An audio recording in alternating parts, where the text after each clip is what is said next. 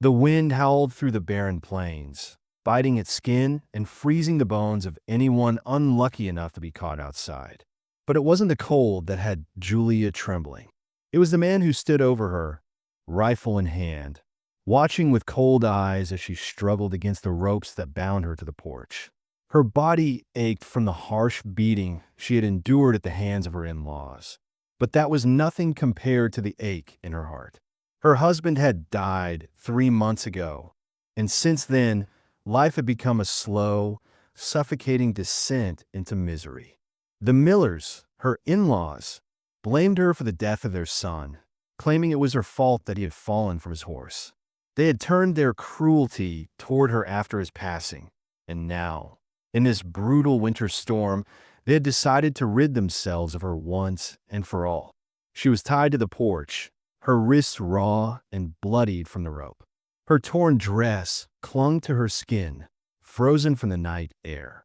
The wind swept across her face, but the numbness creeping through her limbs was more than just from the cold. She had stopped struggling. There was no point anymore. They had taken everything, her dignity, her hope, and now her life. Her mind was foggy, the exhaustion of the abuse and the cruel storm draining her strength. Her only thought was that it wouldn't be long now. They had left her to die. Inside, the Millers were warm and well-fed, sitting by the fire. They watched her suffering from the comfort of their home, enjoying a meal while they justified their actions. Margaret Miller, the matriarch of the family, was the loudest voice among them. "She'll be dead by morning," she said, sipping her tea with a wicked smile. "Good riddance." Thomas, her husband, and their son, Jacob, nodded in agreement, their faces devoid of empathy. Julia had been a burden to them, a woman who couldn't bear children, and they blamed her for everything that had gone wrong. But the truth was more complicated. Julia had once been a loving wife, someone who had done her best for the family, but now she was nothing but a scapegoat for their own failings. They needed her gone, not just for her absence, but for the land she had inherited from her late husband. If she died, they would take everything, and she would never get the chance to claim her future. They had their reasons, but they were hidden beneath layers of twisted lies and cruelty. But fate had a different plan for Julia that night.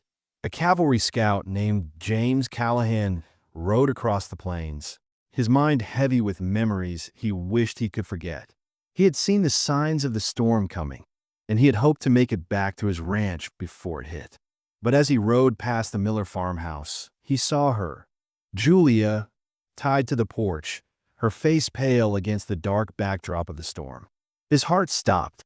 It was a flash of his sister, tied just like Julia had been, beaten, left to die. His heart twisted painfully, remembering how he had been too late to save her. His horse slowed, and for a moment, James stood frozen in his saddle.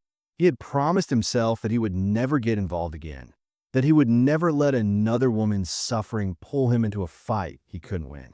But he couldn't ride past. He couldn't leave her there, not after everything he had lost. His hand hovered over his revolver as he wrestled with the urge to keep moving, to leave her behind like he had left so many others. But in the end, his heart won over his mind. James rode up to the porch, his eyes narrowing as the Millers stepped outside to block his path. Thomas, rifle in hand, glared at him. "Family business," Thomas growled. "Move along, Scout." James's jaw tightened, and a cold, deadly calm washed over him. "She comes with me," he said, his voice low but firm. His hand hovered over his revolver, his fingers itching to draw it. He could feel the tension in the air, the weight of the situation settling on his shoulders. He knew it was going to come to this. It always did. "You can let her go, or I can take her," James continued, his voice cold and clear. "Your choice how much blood stains this porch." The standoff lasted only a few seconds, but in that time, everything seemed to slow. The Millers, once so sure of their power, hesitated. Thomas pulled back his rifle, his hands shaking. Jacob stood by his side, eyes wide with fear, But neither of them was brave enough to take action. They were cowards, hiding behind their guns, their cruelty nothing more than a mask to cover the terror they felt when faced with a real man. James moved swiftly, his hand reaching for the rope that held Julia. She collapsed into his arms, her body limp, too weak to stand. Her voice was barely a whisper as she asked, "Why?" James looked down at her, his voice soft but filled with the weight of years of regret. "Because someone should have done this for my sister."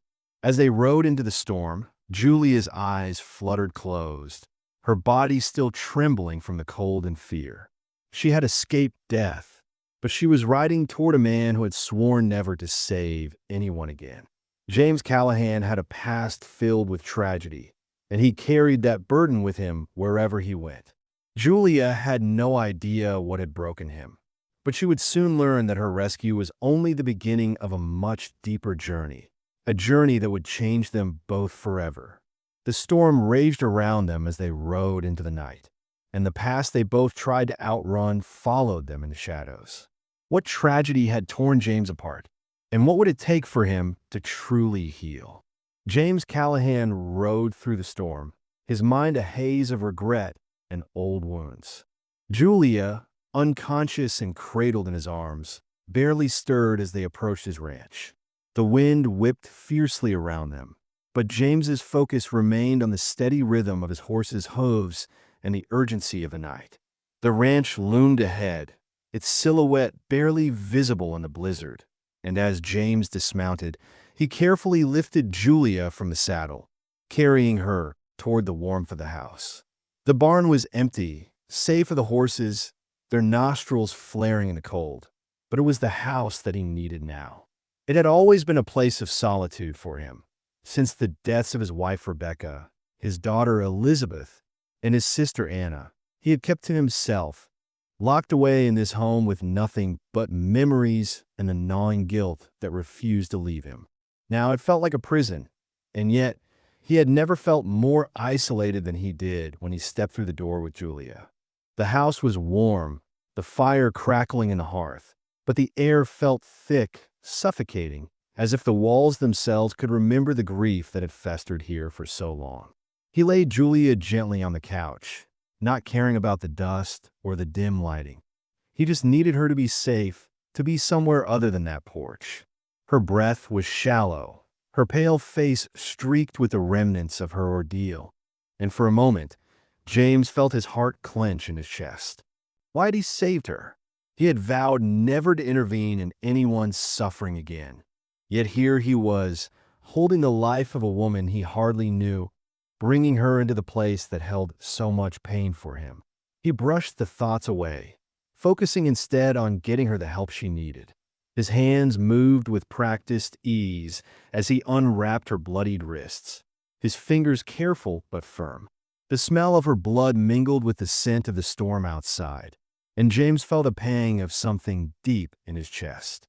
When he finished tending to her, he stepped back, his movements distant, as if to distance himself from the vulnerability of the moment. Julia stirred, her eyelids fluttering open, and for a moment, her eyes met his.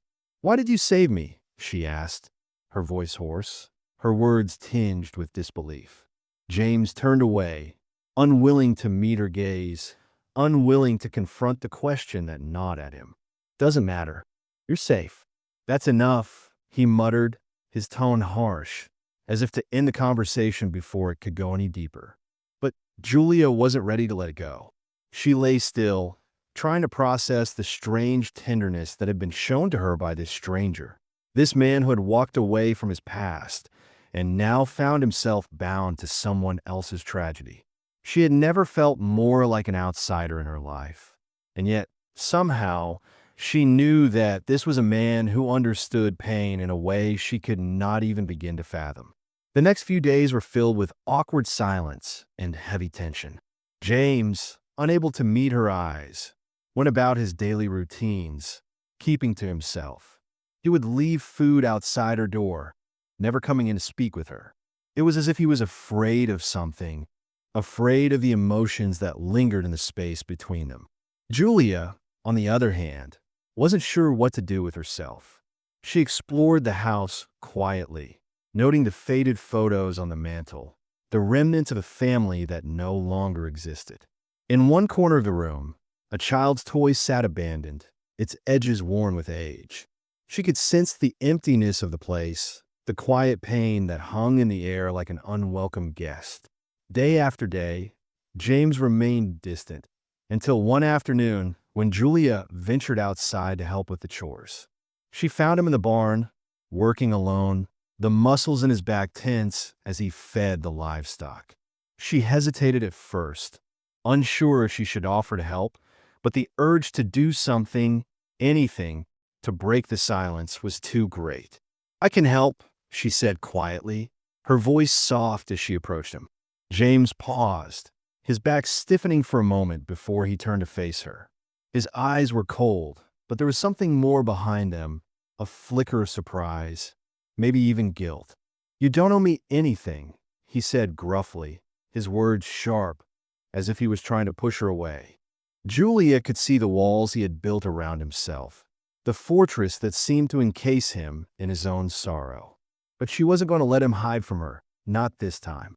She tried again, insisting, "I'm not here to repay you.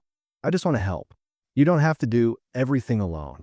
James stood silently for a moment, his eyes narrowing, as if weighing her words, before finally nodding, though reluctantly. They worked in silence, but the tension between them started to ease. The days passed, and small moments of connection began to surface.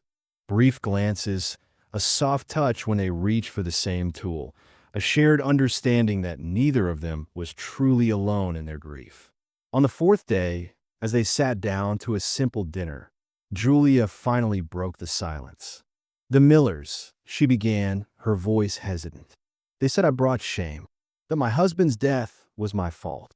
James's eyes darkened, and for a moment he said nothing. "Was it?" he asked bluntly, his voice edged with bitterness. Julia hesitated, unsure of how to answer. "He fell from his horse," she said slowly. "I wasn't even there when it happened." She paused, her eyes downcast. "But they blamed me anyway." James's expression softened, and a bitter chuckle escaped him.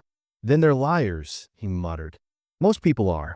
The words stung, but there was something in his voice, something raw, that made Julia realize that they were both bound by a similar hurt, though they carried it in different ways.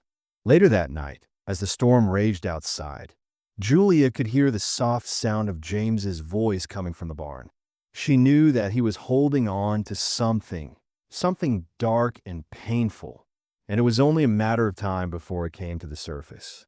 The next day, she found him in the barn, surrounded by empty whiskey bottles, his face drawn in exhaustion and pain. He didn't notice her at first, too lost in his own thoughts. It was only when she sat down beside him that he looked up, his eyes hollow and filled with a sadness that seemed to consume him. "Her name was Elizabeth," he said quietly, his voice trembling with a vulnerability that surprised Julia. "My daughter, for years old." The words hung heavy in the air, and Julia could feel the weight of his grief, the years of pain that had never truly healed. He told her of his wife, Rebecca, and his sister, Anna, who had come to live with them after escaping an abusive marriage. James had left for a cattle drive, and when he returned, he found his family slaughtered, his wife, his sister, and his daughter, all killed in a violent rage. The man who had done it was never brought to justice. "I found them," James whispered, his voice breaking. "I found them all, and I couldn't save them." The confession hung in the air like a dark cloud. Julia's heart ached for him, for the man who had lost everything and blamed himself for not being there in time. She reached out, her hand brushing his, offering him a silent comfort that spoke volumes. "You saved me," she said softly. "You didn't fail this time." James's gaze softened, but the pain was still there, buried deep. "Doesn't bring them back," he muttered. "No," Julia agreed, her voice steady. "But it means their deaths weren't meaningless. You became the man who saves people because of them." James's hand, moved toward hers, stopping halfway, unsure. But Julia, without hesitation, completed the gesture, her fingers gently intertwining with his. For the first time since he had met her, James truly looked at her, really looked at her, and saw her scars, her strength, her resilience. They shared a quiet moment, a connection forged not just in the pain of the past, but in the fragile hope that had begun to bloom between them. They didn't need words to understand each other. Julia finally spoke, her voice barely above a whisper. The Millers blamed me because I couldn't have children. They called me cursed. James's expression darkened, his grip tightening on her hand. There's no curse, he said fiercely. Just cruel people needing someone to hurt. Julia felt a warmth spread through her, a feeling she hadn't experienced in a long time. In that moment, she knew that she wasn't just surviving anymore. She was beginning to heal. And maybe, just maybe, James was too. But their moment of peace was fleeting, for outside, the wind howled, and the danger that had followed them still lingered on the horizon. As the night grew darker, Julia heard a sound, a soft whinnying in the distance. James's head snapped up, his eyes narrowing with a sense of urgency. They weren't alone. The Millers weren't done with her. And this time, they would come for blood. The morning after Julia's confession, the air in the house felt thick with tension, as if the storm outside had somehow crept in through the walls. James was already up, moving with a quiet intensity, checking the perimeter of the ranch with the practiced eyes of a man who had long been used to danger. Julia, still recovering from the physical and emotional toll of the last few days, found herself drawn to the window, watching him as he methodically surveyed the land. The peaceful isolation she had briefly hoped for seemed impossible now. The Millers were coming. James had found boot prints near the fence. 5, maybe 6 men, he had said. It was clear that they had been watching the ranch, preparing for something.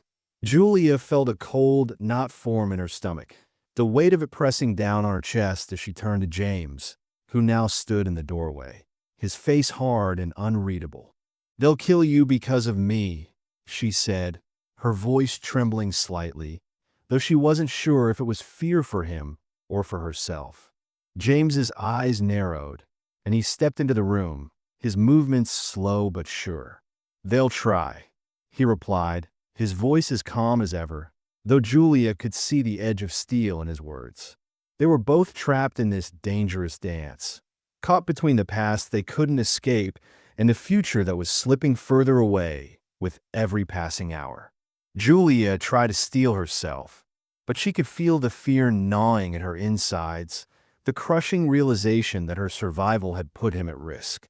"You don't have to do this," she said, her voice barely above a whisper, but James's gaze was unwavering. "I already made my choice," he said quietly, his voice heavy with the weight of his past. "You're not going back. Ever." His words were final, and for the first time, Julia realized the depth of his commitment to her. He wasn't just saving her out of duty or pity. He had made a choice, a dangerous one that would cost them both. "I won't let you die from me," she said, her voice shaking now. "You don't have a choice in that," James replied, his gaze hardening. He moved toward the door, his boots thudding heavily against the wooden floor, and Julia followed him outside, her heart racing. She wasn't sure what she was expecting, but the sight of him, readying himself for whatever would come, was enough to make her resolve harden. She would not let him fight this battle alone. As the days passed, the threat of the Millers became more imminent, and James knew that if they were to survive, Julia would have to fight. He didn't want to bring her into the violence, but he had no choice. If they came for him, she had to be ready. James was relentless in his training, his patience thin as he pushed Julia to learn how to defend herself. "If they come, you need to defend yourself," he said one afternoon as they stood outside, the cold wind biting at their skin. "I can't be everywhere." Julia hesitated at first, the thought of picking up a rifle or a revolver alien to her. Her husband had taught her to hunt, but she had always hated it. She had never wanted to take a life. But that was before the Millers, before the storm of cruelty and desperation that had swept through her life. She wasn't the same woman she had been when she had arrived here. She had been broken, left to die, but now she had a chance to fight, to take back something from the hands that had tried to destroy her. "Have you ever shot a gun?" James asked, his eyes assessing. Julia shook her head, her stomach churning. "Once," she admitted. "My husband taught me with his hunting rifle. I hated it." James's lips twisted into a small, grim smile. "You'll hate being defenseless more." They started with the rifle practice, James setting up targets, bottles, sacks, anything that could stand in for a real target. Julia's first shots were wild, the gun jerking in her hands as she missed every time. James stood behind her, his presence an unspoken weight as he guided her hands. "Breathe," he said quietly. "Squeeze, don't pull." His voice was firm, his hands adjusting her grip, positioning her shoulders just right. Julia's breath caught in her throat as she felt the heat of his body close to hers, his fingers brushing against hers, and she almost forgot about the target in front of her. She squeezed the trigger again, and this time, the bullet hit the mark, shattering a bottle. Surprised, she blinked, her heart pounding in her chest. "Good," James said, his voice low. "Again, until it's instinct." They repeated the process over and over, the hours stretching into the evening. With each shot, Julia grew more confident, more determined. Her hands stopped shaking, and the recoil of the rifle no longer felt like an enemy. Slowly, she became a better shot, her accuracy improving with each attempt. "You're a natural," James said once, his rare smile tugging at the corners of his lips. But Julia, breathless and exhausted, only half smiled in return. "I'm terrified," she admitted, the truth slipping from her mouth before she could stop it. James's expression softened, his gaze steady and understanding. "Good," he said. "Fear keeps you alive. Just don't let it freeze you." They moved on to the revolver next, and Julia found it harder to control. The recoil was stronger, the kick of the gun more intense. Her wrist ached after each shot, but she kept going even when her fingers were sore and her patience wore thin. James didn't let up, his voice cutting through her frustration with each instruction. "Aim for center mass. Don't think, just shoot," he said. Hours passed, and Julia's progress was slow but steady. She was still clumsy, but she had a stubbornness in her that James could see, and he admired it. One day, as she fired 3 shots in quick succession, hitting the targets each time, he couldn't help but smile, a rare expression that softened his features. "You're ready," he said quietly, though his voice was edged with concern. Julia looked at him, her expression hardening with resolve. "I'm not afraid anymore," she said, the word coming out more forcefully than she had intended. But she wasn't just saying them for herself. She was saying them for him too, for the man who had saved her when she had no one else. The day arrived when they had to go into town for supplies, and the tension between them was palpable.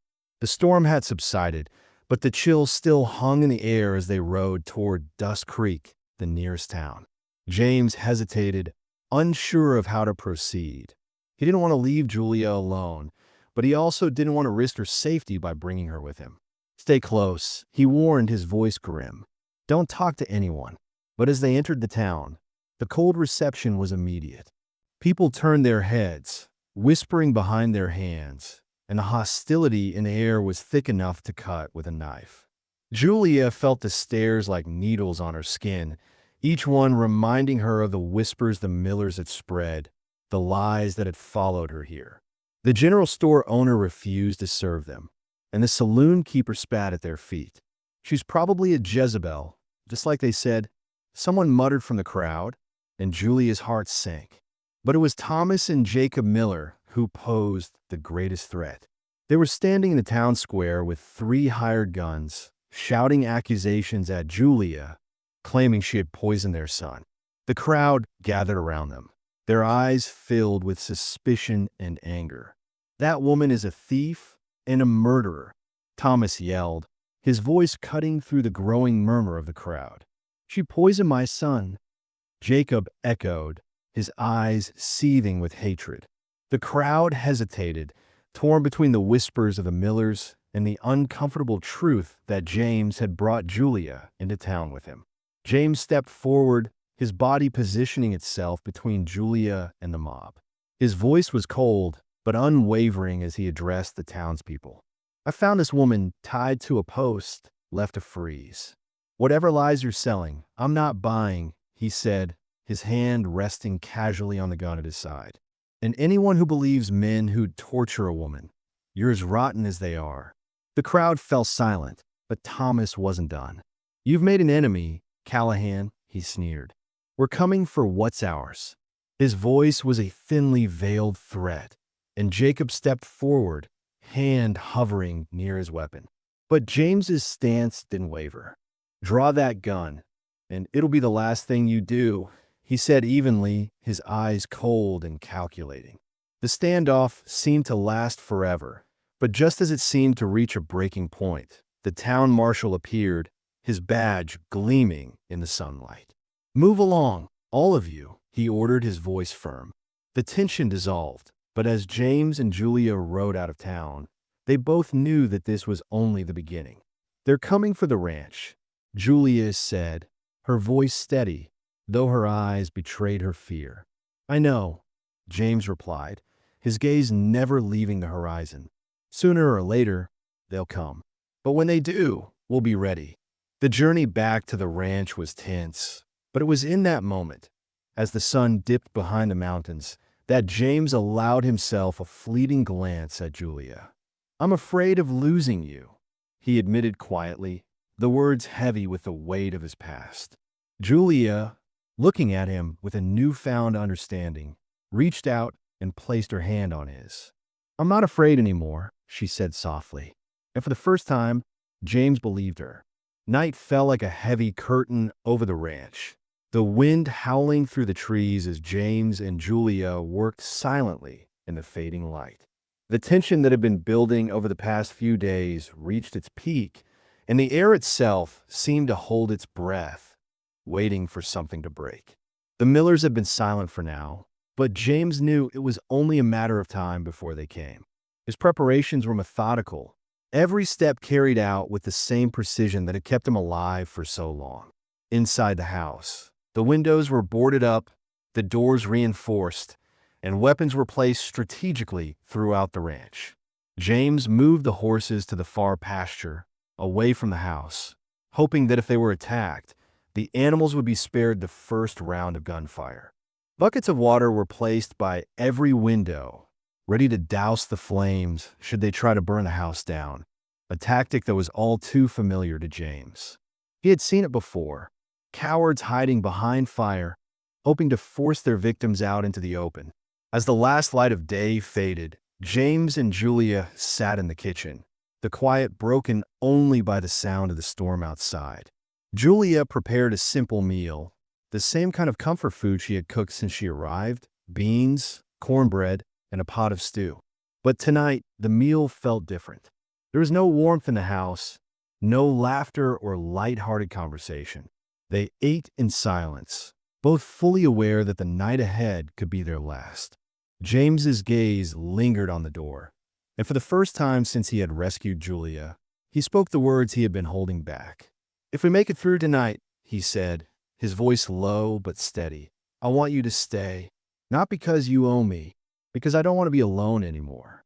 The words hung in the air between them, heavy with the weight of unspoken emotions. Julia looked at him, her heart pounding in her chest. The fear she had carried for so long, fear of the Millers, fear of death, fear of what she might lose, was starting to shift. She had found something here, something she had thought was lost forever. I don't want to be alone either, she said softly, her voice barely above a whisper. Their eyes met, and in that fleeting moment, the world outside seemed to fade away. The only thing that mattered was the fragile, delicate connection they had forged between them. The moment was brief, but it was enough. They kissed, A soft, desperate kiss that spoke of everything they had been through, everything they had yet to face. But before either of them could speak again, the distant sound of hooves reached their ears, faint at first, then growing louder. The Millers were coming. Julia's heart skipped a beat, and she pulled away from James, her breath shallow. "They're here," she whispered, her voice trembling. James's expression hardened, and he stood, moving to the window to peer out into the darkness. "They've come for you," he said, his voice low but filled with resolve. "And they'll come for me, too." He turned to face her, his eyes filled with determination. "Whatever happens tonight, you fight. You fight like hell. Promise me." Julia nodded, her jaw clenched, her body trembling not from fear, but from the rush of adrenaline that surged through her.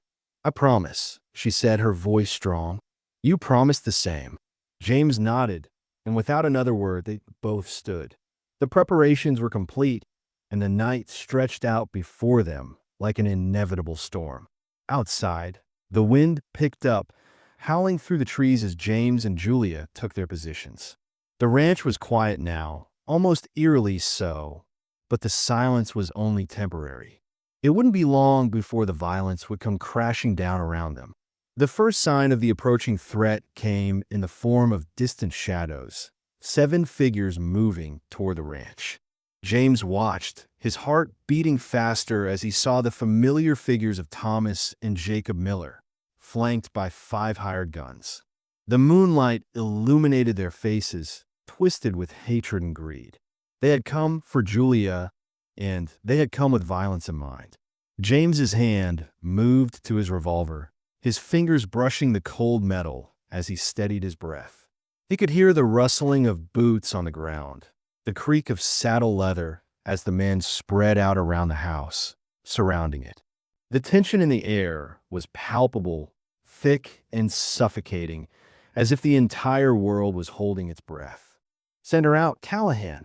Thomas's voice rang out, his words sharp and full of malice. "Last chance. She'll be dead by morning, just like you will." James stepped forward, his eyes narrowing, his hand resting on the gun at his side. "Come and take her," he called back, his voice steady and cold. "But I won't let you walk away." The words were barely out of his mouth when the first shot rang out, the crack of gunfire splitting the night air. The window behind him shattered, and glass rained down around him as James ducked behind the wooden frame. The battle had begun.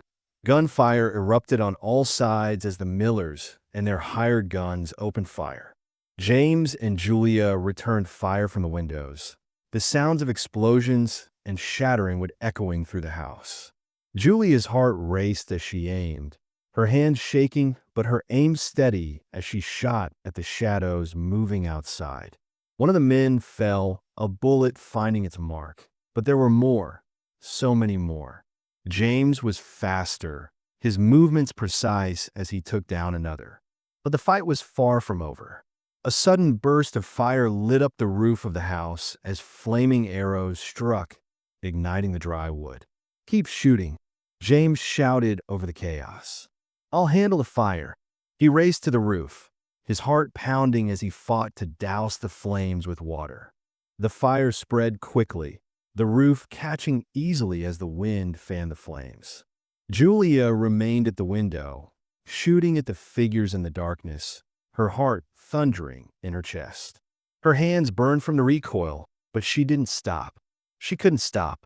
Outside, the barn was set on fire, and the screams of the horses pierced the night air.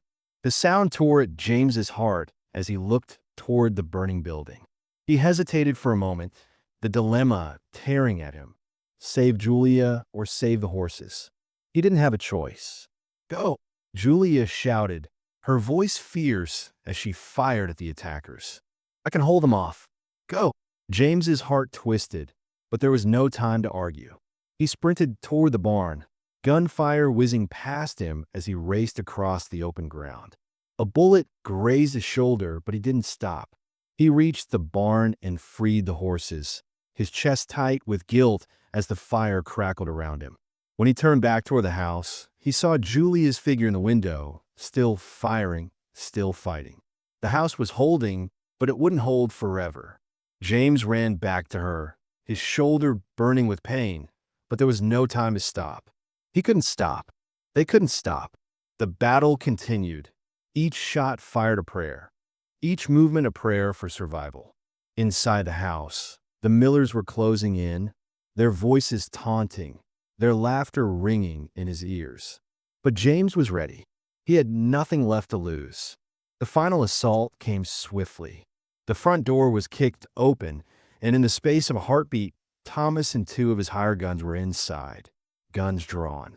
James and Julia fought with everything they had, their bodies moving in sync as they battled to protect the home they had fought so hard to keep. Julia's gunshot took down one of the men, but Thomas, fueled by rage and alcohol, charged forward. The fist fight between him and James was brutal, the two men struggling for control as they collided with walls and furniture. Blood stained the floor, and James's wounded shoulder threatened to give out, but he didn't stop. He couldn't. Thomas's grip tightened on his gun, and he pinned James to the floor, the barrel of the weapon pressed against his head. "Should have minded your own business," Thomas sneered. But Julia wasn't finished. With a rifle raised, she stood behind Thomas, her breath shaky as she aimed at the man who had brought so much pain into her life. "You won't shoot me, girl," Thomas taunted, but Julia's resolve was unshakable. She didn't want to kill him, but she would. "I will if I have to," she said, her voice trembling but steady. In that instant, Thomas turned, and James made his move, disarming him in a split second. The fight ended as quickly as it had begun. The Millers had been defeated, but the cost was steep. The house was damaged, the windows shattered, and the floor was slick with blood. Julia and James collapsed together, breathing heavily, their hands stained with the remnants of the battle. The night was over, but the war was far from won. As dawn began to break, they knew that the world would never be the same, and neither would they. The dust from the battle still clung to the walls and floor of the ranch as the first light of morning broke through the windows. The house, once a sanctuary, now stood as a testament to the violence that had torn through it. Broken windows, charred beams, bloodstains that no amount of cleaning would ever erase. James and Julia had barely slept, their bodies sore from the fight, their minds still reeling from the destruction and the weight of what they had endured. The silence that filled the house was heavy, but it was the kind of silence that came after a storm, the calm that allowed them to finally breathe. But it wouldn't last. They had survived the night, but the truth was still out there, lurking like a shadow. The Millers were not done with them, and neither was the town. The next morning, the arrival of the marshal was as inevitable as the rising sun.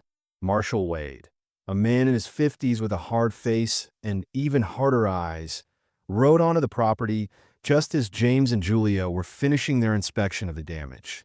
His horse kicked up dirt as it trotted up to the house, and for a moment, the world seemed to stop as his gaze swept over the scene. The ranch was barely standing, and there were signs of the struggle everywhere.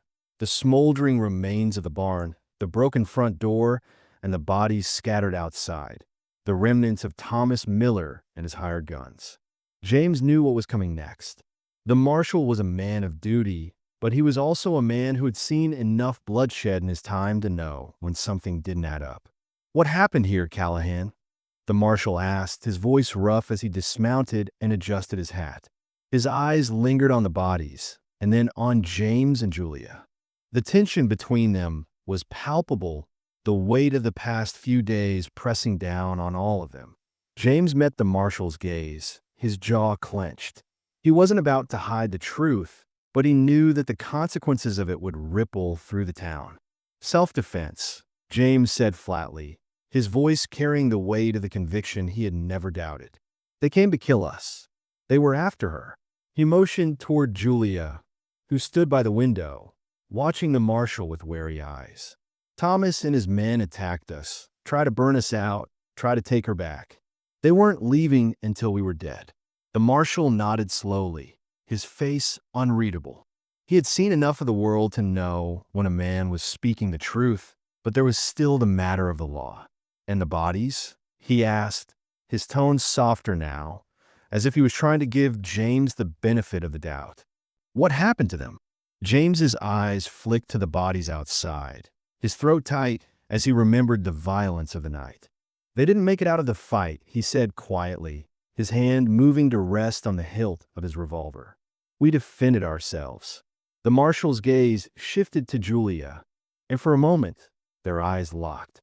Julia had been silent through most of this, her body still aching from the fight, her mind still processing everything that had happened. But now, she felt the weight of the marshal's scrutiny. Her life had been shattered, first by the Millers, and then by the battle they had fought to survive. But there was something in the marshal's eyes that made her think he wasn't here to judge her.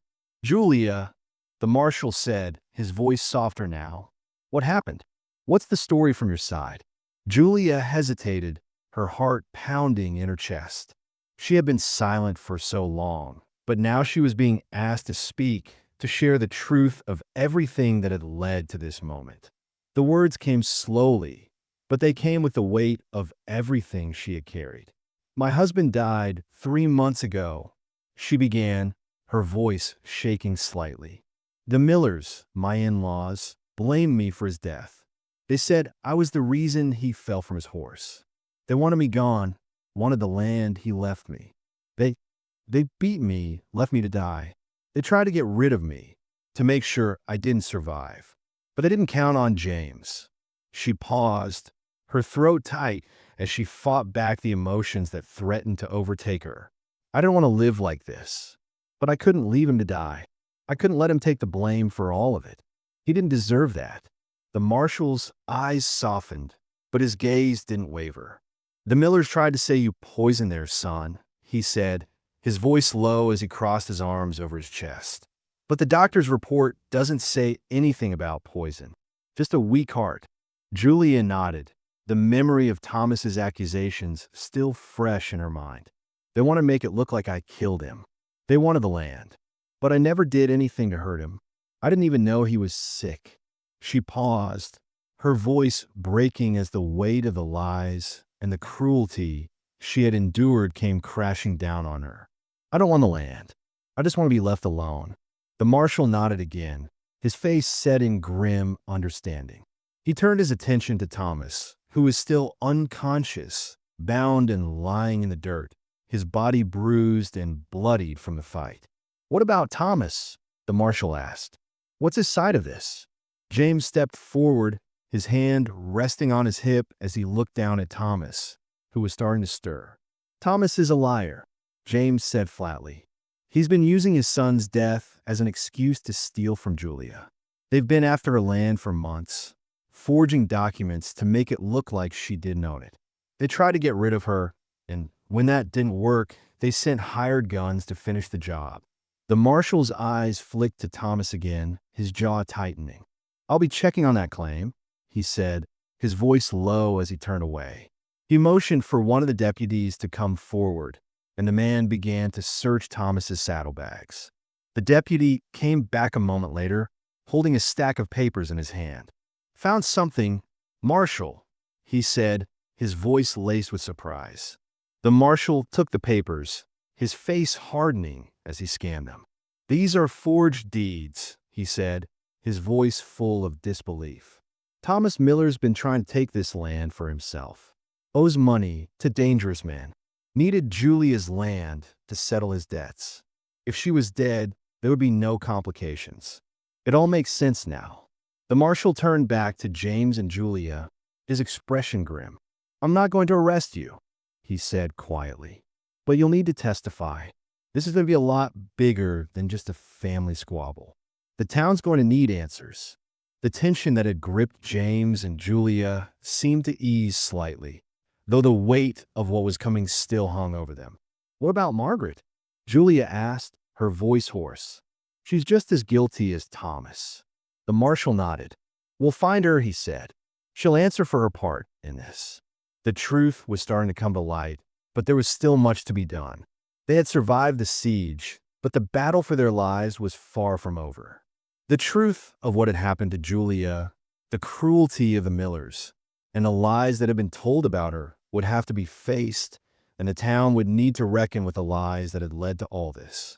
James and Julia didn't know what would come next, but they knew that their fight was far from finished. They would see it through together. They had no choice. As the day wore on, the town began to stir, word spreading quickly about what had happened at the ranch. People came to the house, some with apologies, others with suspicion. But Julia, standing in the doorway, met each one with the quiet strength that had carried her through everything. They had come for her land, for her life. But she had survived, and now, with James by her side, they would make sure that their story was told. They would get justice, not just for themselves, but for everyone who had ever been left to die. The next few days were filled with the necessary steps of justice. Testimonies, investigations, and the inevitable public reckoning that would come with the truth. But for James and Julia, there was something more important at stake. The future they were starting to build together, the future that was beginning to feel like something real, something they could both fight for. As the sun dipped below the horizon, James took Julia's hand, his heart full of both resolve and hope. "Whatever happens next," he said softly, "I won't let them hurt you again." Julia squeezed his hand, a tear slipping down her cheek. "And I won't let them take us down. Not now. Not ever." Together, they stood on the threshold of a new beginning, knowing that the road ahead would be difficult, but certain that they were no longer alone. The truth had set them free. Now, they would take the next step, whatever it was, with courage in their hearts. And together, they would face whatever came next. Spring broke over the Wyoming territory, the cold grip of winter finally loosening its hold on the land. The ranch, battered and scarred from the battle that had nearly destroyed them, stood resilient against the elements, its bones strong and steadfast in the face of adversity. James and Julia had spent the past few months rebuilding, not just the house, but their lives. They had no choice but to move forward, the ghosts of the past lingering like shadows in the corners of their minds.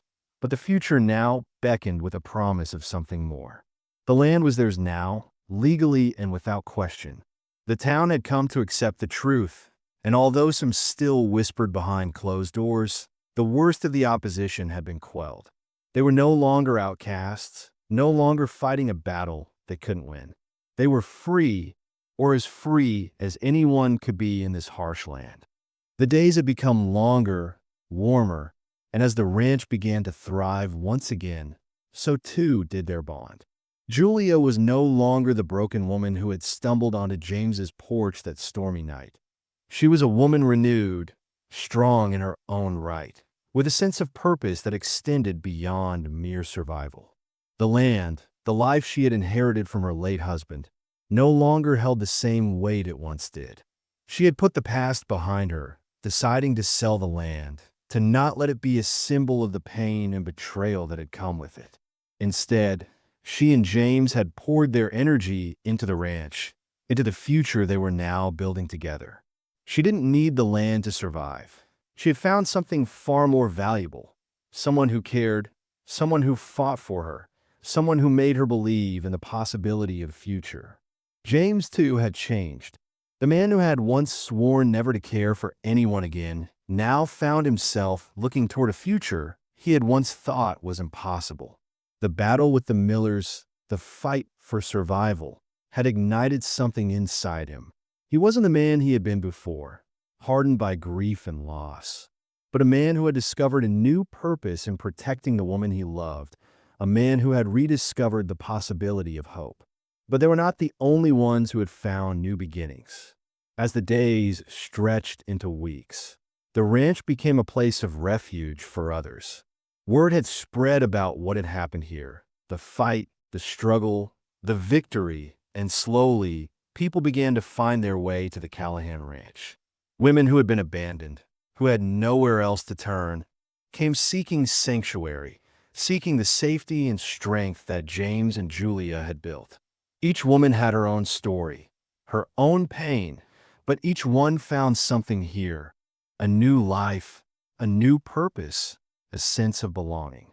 Julia had become a quiet symbol of hope for these women, her strength an example of what they could become if given the chance.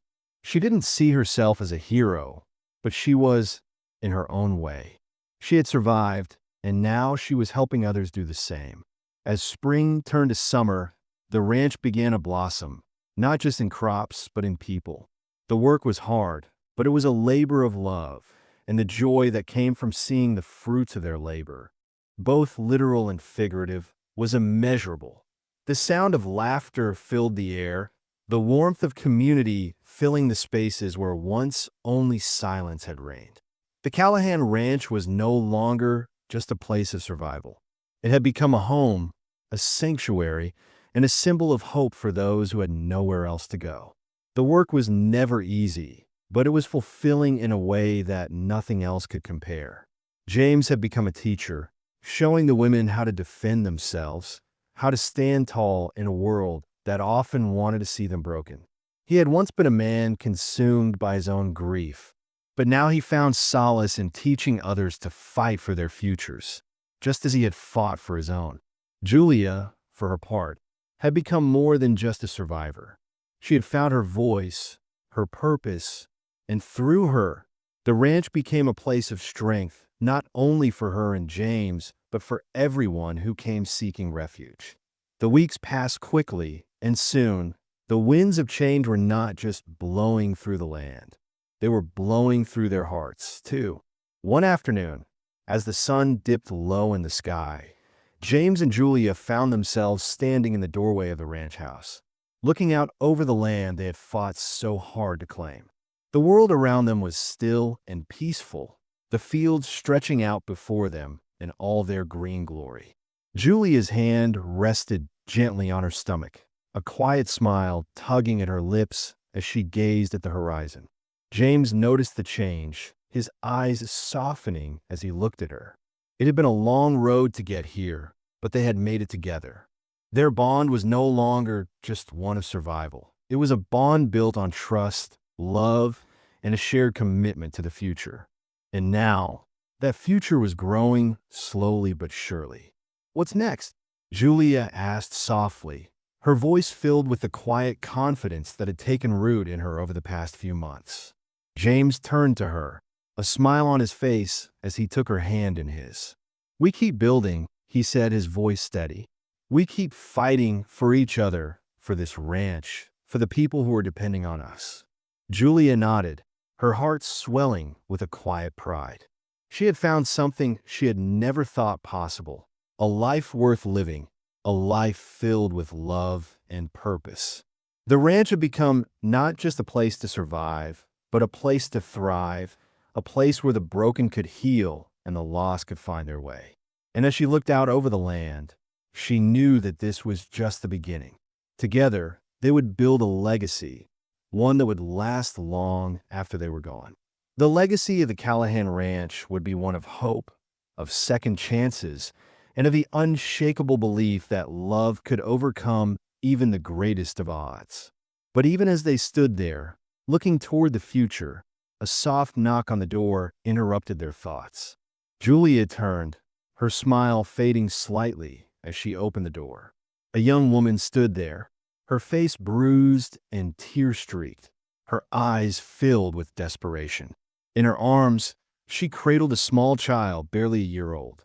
"Please," the woman whispered, her voice breaking. "I heard you help women who have nowhere to go. I have nowhere else to turn." Julia's heart twisted as she looked at the woman and the baby in her arms.